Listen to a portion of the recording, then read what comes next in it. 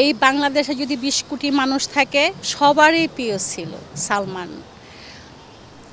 সে দেখতে সুন্দর, তার অভিনয় সুন্দর, তার মনটা সুন্দর, এই জন্য সালমান শাহর অভিনয় দেখা এবং তার ব্যবহার সব কিছুই বাংলাদেশের মানুষের কাছে একটা প্রিয় নায়ক ছিল, স্বপ্নের নায়ক ছিল।